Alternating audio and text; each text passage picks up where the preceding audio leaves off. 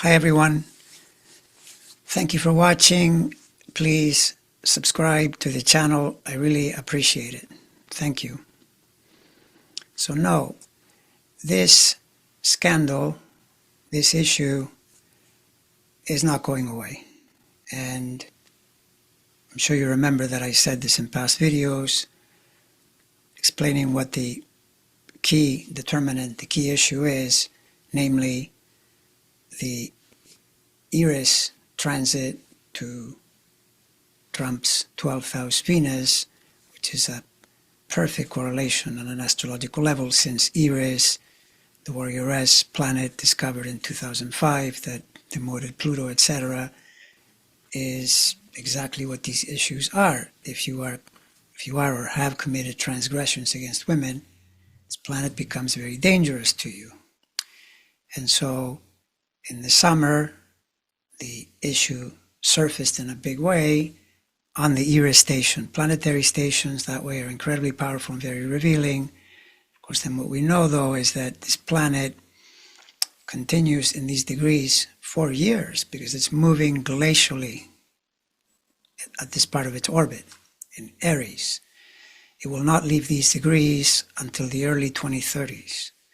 So there's no getting out of this. In the near or even more distant future, Eris will station in July of next year, as well as early in the year in January. So look for surges of energy related to this issue early in the year, and in the mid-year again. It'll keep doing this for years into the early 2030s. There's no getting out of it. Of course, probably you've figured out, most people have, that a lot of the things he says, the news he tries to push out there, and some of the actions he takes are related to trying to block the Epstein media as much as possible. But unfortunately, the Democrats are onto him, and they're working hard to publish more and more of the information. This is how, for example, we've learned, among other things, that Epstein was born around 6:15 a.m. because there was a birth certificate and a note from Ghislaine Maxwell, and the conclusion is 6:15 a.m. is a solid time to work with. And so now we have verified charts for Trump, for Epstein, and of course for the USA as a country, which means that you can look at the relationship between these charts. And when you do, what happens is the same thesis is reinforced in multiple ways. Some of them incredibly spooky, because you see how the time of Epstein's death is clearly reflected, and then you see how he reemerges into the public discourse, essentially from the grave. This goes back already by way of being an early Aquarius, which he was.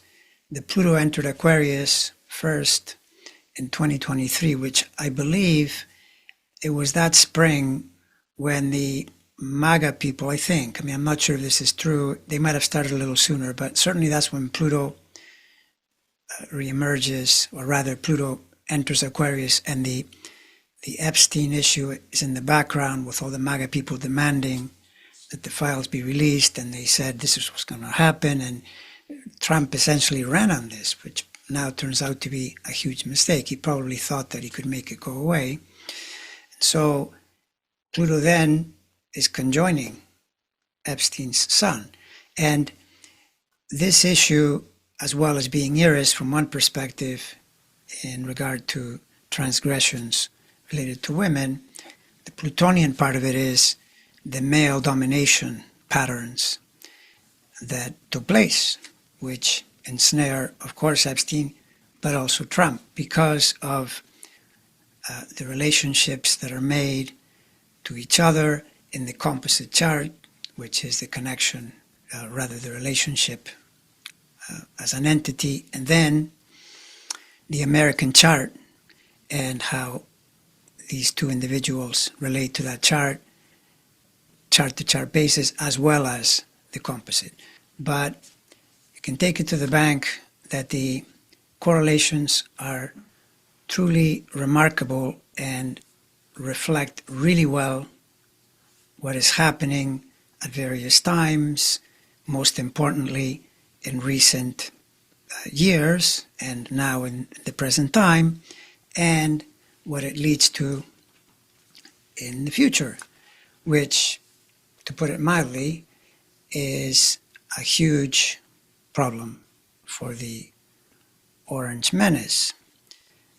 Of course, I'll repeat that all of this, among a host of subjects, depends on whether or not he is there to actually litigate the matter, deal with the matter, whatever. But if he is, there's no chance it goes away. And if he's not, it also doesn't go away, because as you can see, the fact that Epstein passed away, the issue doesn't go away. It's as though he's still here, the chart is still vibrating, and we're still getting constant effects as a result.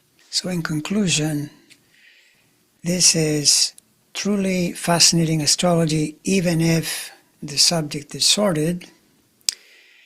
And it's the kind of astrology that is very good to use in classes to illustrate to astrology students how astrology works, and at the same time reveal patterns that happen to be very important during this period in our lives.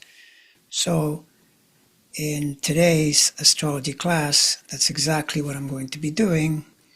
Then I will clip a section, the one for this particular subject, and make a video and post it on the channel, and I will do so either tomorrow or the next day, and I hope you will enjoy it.